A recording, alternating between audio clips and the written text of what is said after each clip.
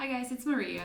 Today I wanted to share my October TBR with you. This month I actually wanted to challenge myself a little bit, so there are one or two books in here that are kind of outside of my comfort zone or outside of what I normally would read. There's also one book that kind of fits into the challenge or fits into a promise that I did to myself, which is to finish all the series that I haven't finished yet, which is another video that I think will be coming up next week. Without further ado, let's just jump into the books. So the first book that I want to read, which is the kind of my challenge in terms of being different from what I read, is Northanger Abbey by Jane Austen. I don't normally read classics. I think I don't like them. I can't say that I've read a lot of classics, but the ones that I've read I found a bit boring and it didn't give me a lot. I was trying to pick up classics and trying to read it from the perspective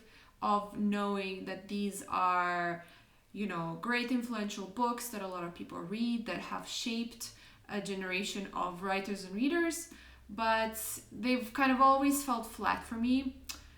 But I'm not giving up. I am continuing to try to like classics or try to understand why classics are great. So I'm going to read this book, and I'm actually doing it because my local book club is reading it. So I'm hoping to also go to this meeting, go to the book club meeting, and seeing what other people think about this book, and maybe hear from some people who are very fond of classics. Just reading the book with the purpose of analyzing it and not just reading it for the purpose of entertainment and thinking only did this book entertain me or not. I kind of read it after I saw the movie, so I kind of read it as another way to see the movie, if you know what I mean. So yeah, I'm excited to see what I think about this book. The next book that I want to read is City of Girls by Elizabeth Gilbert. This book is about a young girl, I think she's 19. She moves to New York in the 1940s, and she's young, she's joining this kind of very flamboyant and turbulent world, and it's basically her story, how she's, trying to fit in and stuff like that.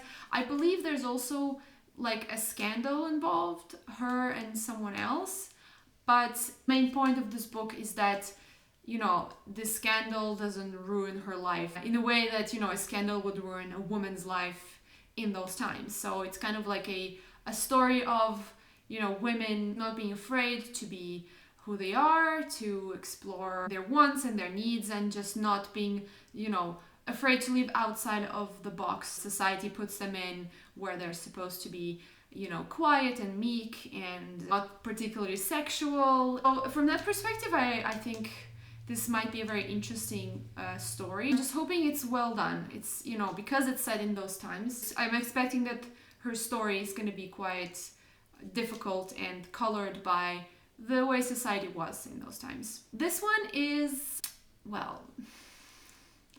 first of all, it's really pretty, but that's not why I picked it up. I wanted to read a fiction by Elizabeth Gilbert.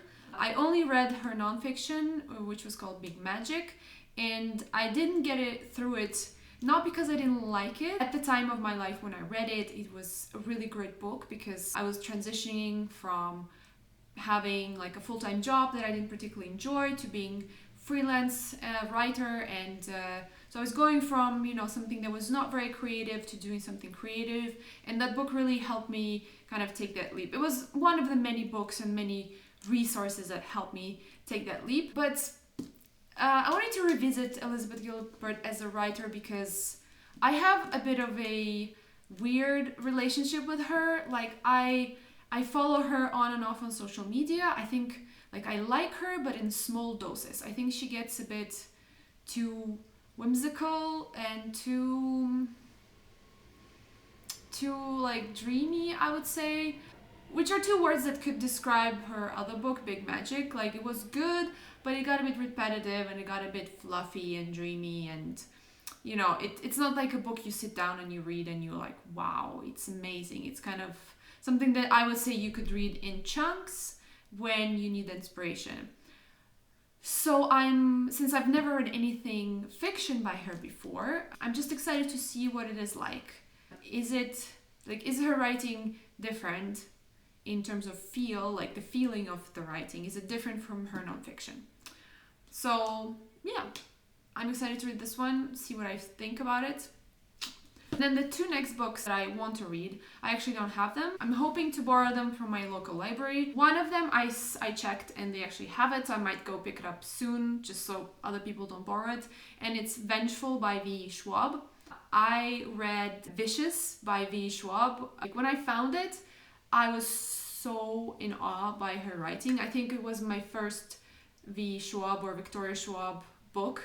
And I just fell in love with her as an author, and since then I read multiple of her books. But Vicious for me was something special. I don't know if it was because it was the first book of her, or that book truly is that amazing, but I just loved the story, and I was really sad it was just a standalone. When the sequel came out, I was just so excited that she continued the story, but I don't know why I didn't pick it up until now. But anyway, now my library has it. I will go and pick it up and I'll read it. Then my last book, which is kind of like a wild card, I don't know if I will get to it or not, is The Seven Deaths of Evelyn Hardcastle by Stuart Turton? Stuart Turton? I've just been hearing so much about this book. It's been everywhere on my YouTube, on my Instagram. I just think it's time for me to read it.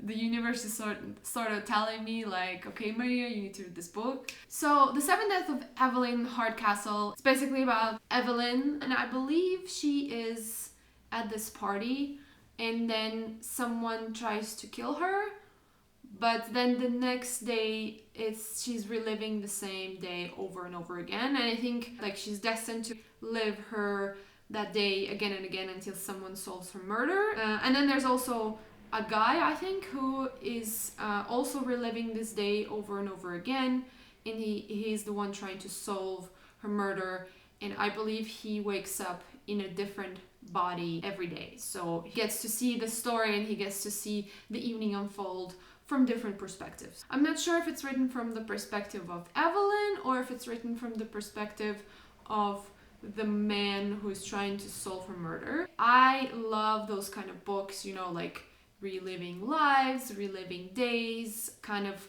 a bit of a magical twist. Like the first 15 lives of Harry August was one of my favorite books of all time. I just really love that concept, so I have really high hopes for this book. My library also has it, but I think it's borrowed until like almost the end of the month, so I'll try to get it and maybe try to speed through it in the end of the month. That's why it's like my wild card, or my extra book for the TBR, because I'm not sure if I will be able to actually get a hold of it. If not, I guess I will move it to November. Alright guys, that was it. That was my TBR for October. I'll try, I mean, the two books that I've talked about, the Elizabeth Gilbert one and Jane Austen, I will definitely read. The two others, if I don't get those from the library, I'll probably pick up something else. We'll see how that goes. We'll see, you know, in my October wrap-up probably. But yeah, thanks for watching. Tell me in the comments below if you're planning to read some of the same books, or if there's any other books that you're planning to read. Oh, if you have any recommendations for books that are like The Seven Deaths of Evelyn Hardcastle, so like involving, you know, reliving your own life, or like reliving the whole life, or living a day or something like that, I would really like to know those recommendations. So thank you, have a good day, bye.